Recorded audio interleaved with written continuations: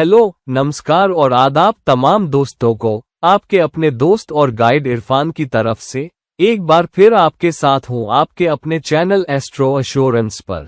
जब हम अपनी कुंडलियों को देखते हैं और जब हम ताकतों को देख रहे होते हैं और ताकतों को ढूंढने की कोशिश करते हैं, तो उन चीजों में से एक जो हम करते हैं वो ये कि हम योग या राजयोगों को ढूंढते हैं। वो ताकतवर बरकत वाले योग जो हमें सृष्टि की तरफ से, कायनात की तरफ से, ज़ोयाक राशि चक्र की तरफ से, उस परम ऊर्जा की तरफ से, उस परम प्रभु की तरफ से मिलते हैं। और हम उन दोषों से बचकर रहते हैं जो सख्त दोष होते हैं और कुंडली में बहुत ही रणनीतिक जगहों पर रखे होते हैं, जिनकी वजह से वो हमारे सामने चुनौतियां पैदा कर सकते हैं। और तो और कुंडली में हमेशा एक जंग लगी रहती है योगों, दोषों, ऊंचे ग्रहों, वक्री ग्रहों, अस्त ग्रहों, नीच ग्रहों और फिर राहु और केतु के बीच। अगर वो किसी ग्रह को ग्रहण कर रहे हो, किसी पर दृष्टि डाल रहे हो या कोई बुरे संयोग बना रहे हो और ऐसी ही और चीजों के बीच, तो ये जारी है कि आखिर कौन ज्यादा ताकतवर है, कौन ज्यादा न्यूट्रल है, कौन ज्यादा कमजोर है और कौन कुंडलियों में ज्यादा पाप ग्रहों वाला है। तो जब हम कुंडलियों को देखते हैं तो कभी कभी हम योगों को देखकर बहुत ही उत्साहित हो जाते हैं और दोषों को देखकर थोड़े मुरझा जाते हैं। तो कैसे देखें कुंडली में योगों और दोषों के बीच इस लड़ाई में किसका पलड़ा भारी है?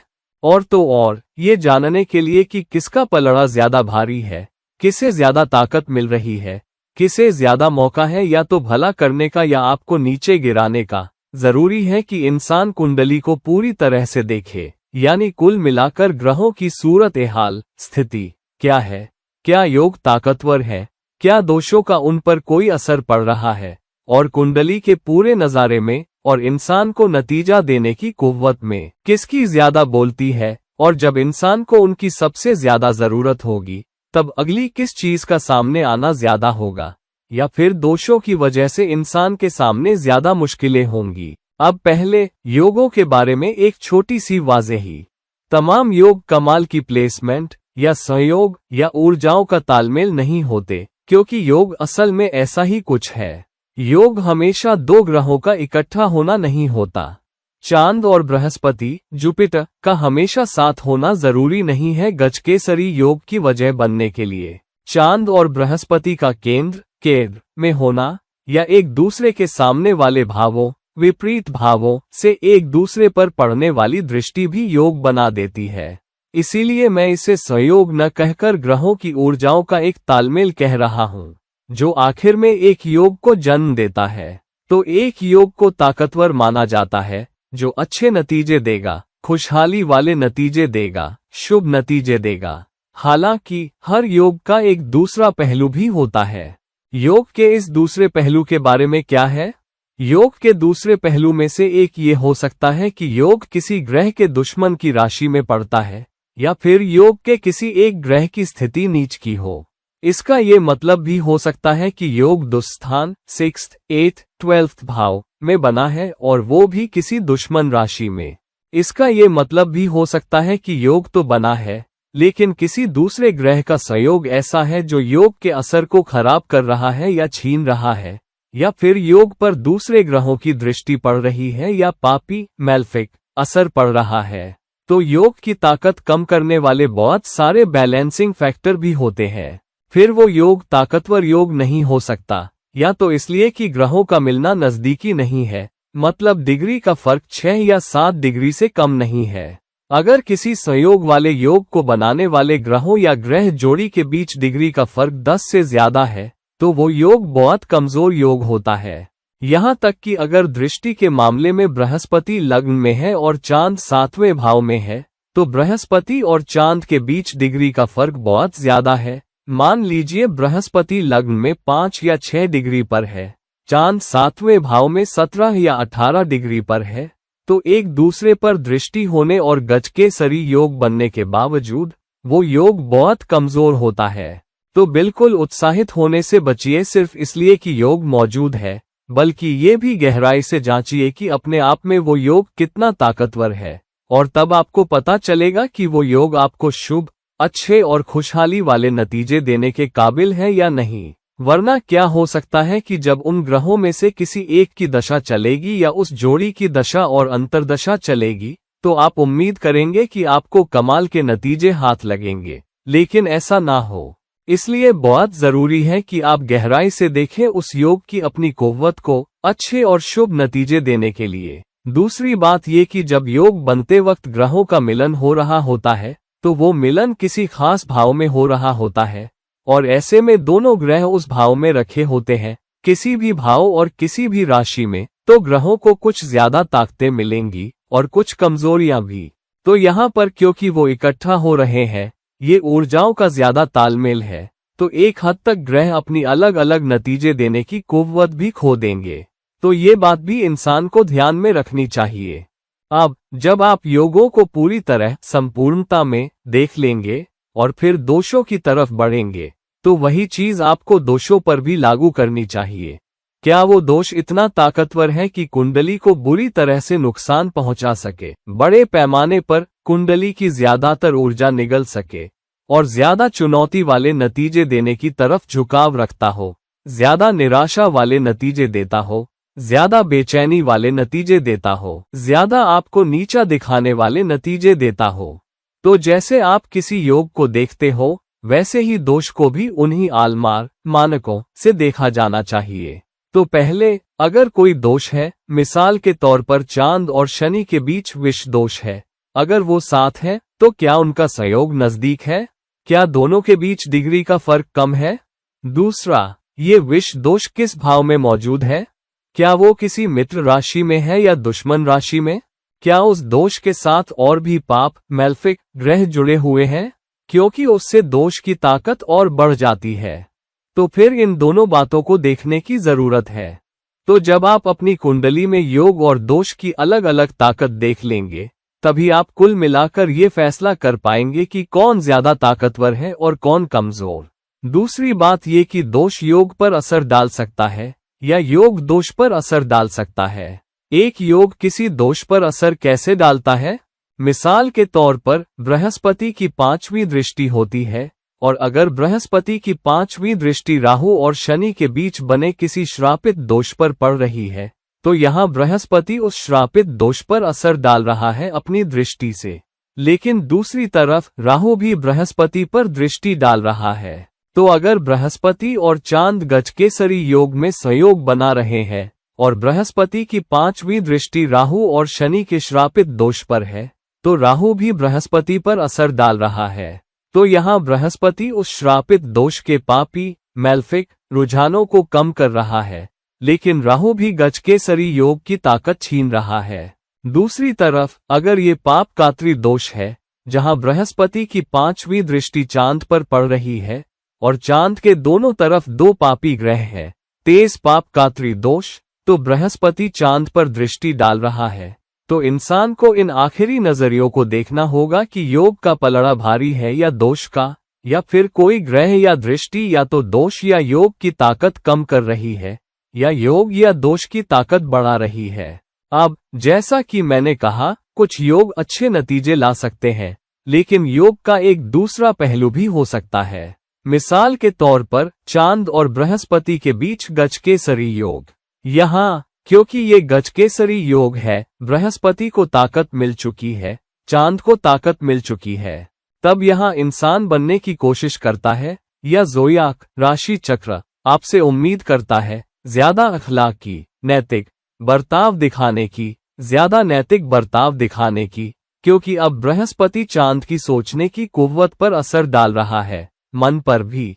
और इस वजह से अक्सर आज की दुनिया में वो चालाकी जो आपको दिखानी पड़ती है, वो कूटनीति, डिप्लोमेसी जो आपको दिखानी पड़ती है, थोड़ा बहुत हेरफेर, मैनिपुलेशन जो आपको दिखाना पड़ता है, या वो बैलेंसिंग एक्ट जो आपको काम करते वक्त अपने करियर में काम पर करना पड़ता है, उनमें से बहुत सी चीजें गजकेसरी योग हमसे छीन लेता है, क्योंकि वो आपसे ईमानदारी की उम्मीद करता है, वो आपसे नैतिकता की उम्मीद करता है, और उसमें से ज्यादातर या ज्यादा कूटनीति या ज्यादा हेरफेर या ज्यादा बैलेंसिंग ज़ोदियाक के लिए सही रास्ता नहीं है। सच्चाई और ईमानदारी, जबकि नरमी से ईमानदार नरमी से सच्चा, यही ज़ोयाक उम्मीद करता है। तो कई बार ताकतवर योग के होते हुए भी जहां ज़ोयाक आपसे नैतिक मापदंडों पर खरा उतरने की उम्मीद करता है, वो योग की दुनियादारी वाली तरफ, मटीरियल, भौतिक वाली तरफ छीन सकता है। और यही वजह है कि बहुत सारे लोग जब मुझसे सलाह लेते हैं तो पूछते हैं, मेरे पास ये ताकतवर गजकेसरी योग है, मेरे पास ये ताकतवर लक्ष्मी योग है, मेरे पास ये ताकतवर धुरधुरा योग या सुनफा योग है, वो मुझे शुभ नतीजे क्यों नहीं दे रहे? एक वजह ये हो सकती है कि आप उस तरह से पेश नहीं आ रहे जैसी उम्मीद ज़ोयाक आपसे करता है जब वो योग आपको दिया जाता है, और उस तरीके से जिससे वो योग आपको अच्छे नतीजे देगा। तो ये एक बात हुई। दूसरी बात ये, अगर योग किसी खास भाव में है तो उस भाव से जुड़ा आपका रिश्ता किसी चुनौती में हो। मिसाल के तौर पर एक गजकेसरी योग, ताकतवर गजकेसरी योग चांद और बृहस्पति के बीच चौथे भाव में। चौथा भाव किस चीज की नुमाइंदगी करता है? माता की। चांद माता की नुमाइंदगी भी करता है। लेकिन अगर आपके माता से अच्छे रिश्ते नहीं हैं, या आप उनसे अलग रहते हैं, या आप उनसे नियमित तौर पर मिलते जुलते नहीं हैं, आप उनकी सेवा नहीं करते, माता हमेशा आपके लिए कुछ न कुछ करने की कोशिश में रहती है, आपसे मिलने को बेताब रहती है, आपका ख्याल रखती है, या अपने पोते पोतियों, जो कि आपके बच्चे हुए, से मिलने की इच्छा रखती है, किसी न किसी तरह आप खुद को रोक रहे हो, आप उन्हें वक्त नहीं देते, आप उनकी सेवा नहीं करते, आप उनका आशीर्वाद नहीं लेते, तो आप उस गजकेसरी योग की ऊर्जा को छीन रहे हो। मिसाल के तौर पर, अगर आपके पास कोई ताकतवर चंद्र मंगल योग 9वें भाव में है, तो यहाँ कभी कभी क्योंकि मंगल चांद पर इतरा रहा है, ओवरशैडो कर रहा है, तो कभी कभी आप अपने इरादों में थोड़े ज्यादा आक्रामक हो सकते हो, अपने जज्बातों में भी ज्यादा आक्रामक हो सकते हो, और इस वजह से आपका गुस्सा दिखाने की कुव्वत तो बहुत ज्यादा हो सकती है, लेकिन समझने, हमदर्दी दिखाने, साथ देने और इस नर्म, सहारा देने वाले किरदार में रहने की कुव्वत बहुत ज्यादा कम हो जाती है, इस ताकतवर चंद्र मंगल योग की वजह से, जो चांद और मंगल के बीच का योग है, जो एक अच्छा योग भी है। लेकिन हर योग का एक दूसरा पहलू भी होता है, तो इस बात का ध्यान रखिए कि ये बात भी हो सकती है। वही चीज दोषों के साथ है। अगर ये श्रापित दोष है, राहु और शनि, तो शनि आपसे उम्मीद करता है कि आप रफ्तार कम करो, तो ढांचे पर चलने वाले, स्ट्रक्चर्ड बनो, अनुशासित रहो, वादे के पक्के रहो, बहुत सब्र रखो, हिम्मत रखो, और अच्छे नतीजे पाने की कोशिश करो। राहु दूसरी तरफ जोर लगा रहा है आगे बढ़ने का, तो ये एक यिन और यांग है, कितना आगे बढ़ना है और कितना पीछे हटना है। नतीजा ये होता है कि इंसान मायूस हो जाता है, उलझन में पड़ जाता है, उसके ज्यादातर फैसले भी गलत साबित हो सकते हैं। तो ये आप पर एक श्राप जैसा है, और इसीलिए इसे श्रापित दोष भी कहते हैं। आपको पता नहीं होता कि करें तो क्या करें और मुश्किलों में फंसने पर हल कैसे सोचें। तो कोई भी दोष जो आपको दिया गया है, खास तौर पर ऐसे दोष, खास तौर पर केंद्र भावों में, अगर श्रापित दोष बनता है, मिसाल के तौर पर लग्न में या चौथे भाव में, तो ये आपके लिए एक बहुत ही तबाह कर देने वाला दोष हो सकता है। या अगर चांद और शनि के बीच विष दोष है और वो लग्न में बन रहा है या 10वें भाव में, मिसाल के तौर पर, या 5वें भाव, संतान के भाव में, तो वो भी आपके लिए एक तबाही की चीज हो सकती है। तो इंसान को गहराई से देखना होगा कि दोष क्या है और योग क्या है। यारो, अब जब आप योगों और दोषों के तमाम पहलुओं को देखते हो, मान लीजिए आपके पास एक दोष है जो खुद लग्न में मौजूद है, और दूसरी तरफ एक योग है जो 7वें भाव में मौजूद है। 7वें भाव का योग ज्यादातर रिश्तों के बारे में है, पार्टनरशिप के बारे में है, संतुलन के बारे में है। लेकिन लग्न का दोष लगभग पूरी जिंदगी बारे में है और आपकी सोचने की कुव्वत के बारे में है। तो ये दोष कुंडली के सबसे अहम भाव में जाकर बहुत ही ताकतवर हो जाता है, जबकि 7वां भाव भी बहुत अहम है, एक केंद्र भाव होने के नाते, लेकिन वो लग्न से ज्यादा अहम नहीं है। तो योग जिस भाव में है बनाम दोष जिस भाव में है, ये भी बता सकता है कि आपकी कुंडली में योग का पलड़ा भारी है या दोष का। अब देखते हैं, दोनों त्रिकोण भावों, 1st, 5th, 9th में से प्रत्येक में एक योग और एक दोष है। तब आपको देखना होगा संयोग की ताकत को या खुद योग की ताकत को बनाम दोष की ताकत को। क्या पांचवा भाव वाला योग आपके करियर में अच्छे बदलाव लाएगा? आपके करियर से जुड़ा हुआ, आपके बच्चों से जुड़ा हुआ, आपकी दिलचस्पियों से जुड़ा हुआ, आपकी माली ताकत से जुड़ा हुआ? नौवें भाव का दोष, हालांकि क्योंकि ये आस्था और किस्मत का भाव है, हर वक्त रोड़े अटकाएगा कि आप उस अच्छी किस्मत से कितना चमक पाते हो जो पांचवा भाव आपकी तरफ फेंक रहा है।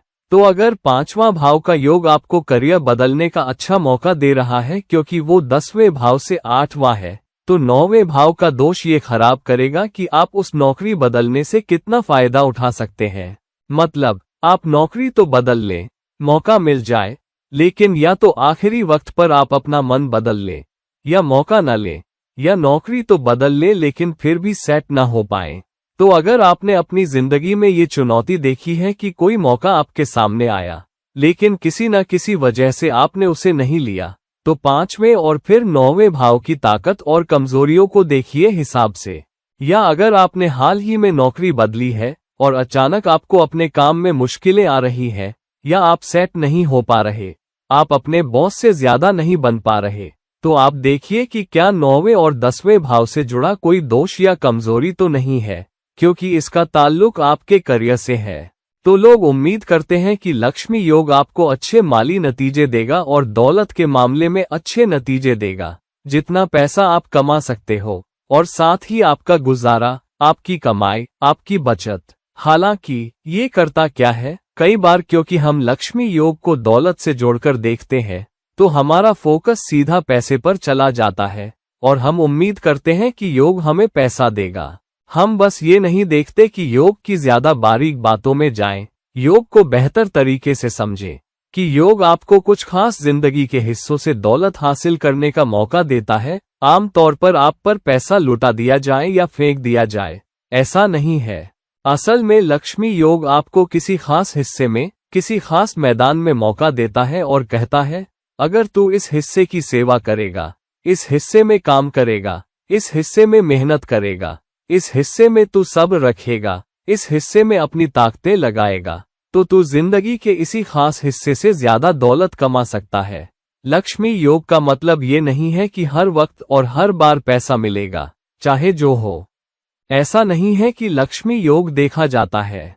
इसी तरह कोई भी योग जो पैसे से जुड़ा हो, आपको जिंदगी का एक खास हिस्सा बताता है, जहां आपको ज्यादा मेहनत करनी है, ज्यादा हिम्मत दिखानी है और उन ताकतों को इस्तेमाल करना है ताकि ज्यादा पैसा मिले। राजयोग दूसरी तरफ एक धन योग से उल्टा, धन योग आपको पैसा देगा, राजयोग आपको ज्यादा ताकत और असर देता है, और वो भी जिंदगी के किसी खास हिस्से में। एक ताकतवर राजयोग 7वें भाव में, मतलब ताकत और असर आपकी साझेदारियों, पार्टनरशिप में, दूसरे लोगों के साथ पेश आने की आपकी कुव्वत में, और आम बातचीत के तौर पर जिंदगी के मामलों में। हालांकि इसका ये मतलब भी है कि उस भाव से जुड़े हुए मामलों में ज्यादा असर होता है। जब तक कि राजयोग किसी खास हिस्से में ना दिया गया हो, आप ये नहीं सोच सकते कि ताकत और असर जिंदगी के तमाम हिस्सों में दे दी गई है, और इसलिए आपको ज्यादा सावधानी से यह सोचना होगा कि योग आपकी किस तरह सेवा कर सकता है। अगर कहीं राजयोग है, ताकतवर राजयोग, ताकत और असर वाला योग 10वें भाव में, मिसाल के तौर पर सूरज वहां रखा है और चांद भी वहां रखा है, और ये कोई नजदीकी संयोग नहीं है जहां चांद अस्त हो जाए, बल्कि डिग्री का फर्क 7-8 डिग्री है, तो हाँ, ये आपके काम में रचनात्मकता से चमकने की कुव्वत है। तो ये एक ताकतवर राजयोग है जो आपको दिया गया है।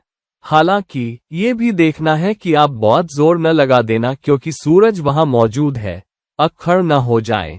ऐसे इंसान न बन जाएं जो झूठी प्रतिष्ठा की वजह से गलतियां करता है और हर वक्त लीडर बनने के चक्कर में रहता है, हर समय सुना और सराहा जाना चाहता है।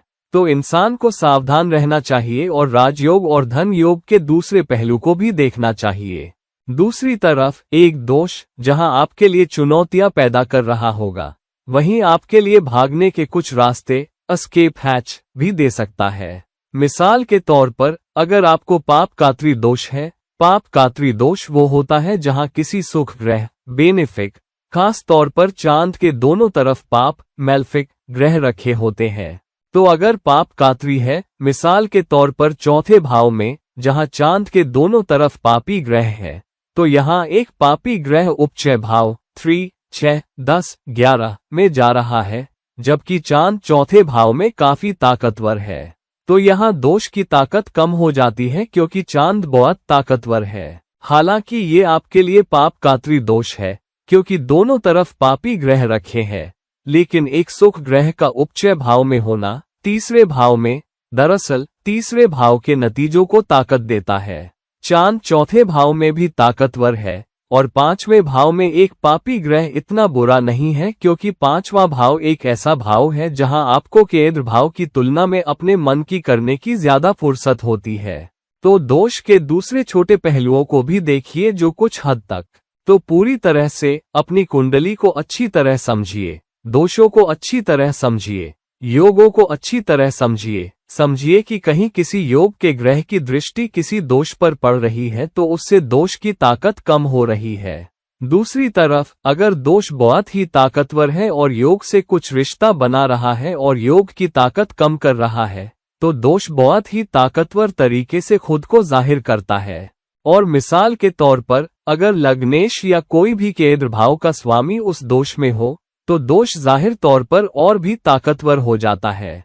इसी तरह अगर योग किसी दुस्थान छठे, 8वें या 12वें भाव में हो जबकि दोष किसी केंद्र भाव में हो, खास तौर पर लग्न में, चौथे भाव में और 10वें भाव में, तो जाहिर तौर पर वो दोष ज्यादा ताकतवर होता है। तो दोस्तों, अपनी कुंडली में गहराई से झांकिए और देखिए कि आपके पास कौन से दोष और कौन से योग है और किसका पलड़ा भारी है, कौन आपको ज्यादा मौका दे रहा है, कौन आपको निकलने का रास्ता भी दे रहा है। साथ ही मेरा सुझाव ये भी है कि मेरे किसी भी वीडियो में एंड स्क्रीन पर वीडियो की सिफारिशों में या सूची में या पॉप अप वीडियो में जो हर कुछ मिनटों पर वीडियो के ऊपर आ जाता है, ज्यादातर समय मैं उसे मौजूदा टॉपिक से जोड़ता हूं या पिछले टॉपिक के सिलसिले में या फिर किसी टॉपिक के लिए जो मैं अगले कुछ दिनों में करने वाला होता हूं। तो ये या तो उस वीडियो के लिए एक और मिठास होता है जो मैं फिलहाल कर रहा हूं, या फिर उस वीडियो के लिए जो आने वाला होता है एक तैयारी प्रिपरेशन की तरह। तो कृपया उन वीडियोस को जरूर देखिए जो स्क्रीन के ऊपर पॉप अप की तरह आते हैं और एंड स्क्रीन पर, और आमतौर पर मेरे विवरण डिस्क्रिप्शन बॉक्स में भी अगर कोई वीडियो मौजूदा वीडियो से रिलेटेड है जो मैं कर रहा हूं तो मैं उसका लिंक भी डाल दूंगा। और आखिर में कृपया मेरे प्लेलिस्ट में जाइए। मिसाल के तौर पर आज मैं ये खास वीडियो योगों और दोषों के ऊपर कर रहा हूं, जहां मेरी एक प्लेलिस्ट है जो योगों और दोषों के बारे में विस्तार से बात करती है। मैंने बहुत सारे योग बयान किए हैं, मैंने बहुत सारे दोष भी बयान किए हैं। कृपया जाकर इस खास प्लेलिस्ट को देखिए और उन वीडियोस को देखिए, क्योंकि तब आप अलग अलग राजयोग और धनयोग को बेहतर तरीके से समझ पाएंगे। आप दोषों को भी बेहतर तरीके से समझ पाएंगे, ताकि जब आप अपनी कुंडली में योगों और दोषों के बीच मुकाबला कर रहे हो तो आप कुल मिलाकर ये समझ सकें कि योग क्या जाहिर कर रहा है, दोष क्या जाहिर कर रहा है, और आखिर में ये दोनों कैसे मिलकर यानी इन ऊर्जाओं का तालमेल आपके लिए काम कर रहा है। दोस्तों, इस वीडियो को लाइक कीजिए, इस वीडियो को शेयर कीजिए, और अगर आप मुझसे कोई निजी सलाह पर्सनल कंसल्टेशन चाहते हैं तो कृपया नीचे दिए लिंक्स के जरिए मुझसे राबिता करें। और फिर कभी किसी और वीडियो में आपके अपने दोस्त और गाइड इरफान। अलविदा। नमस्कार।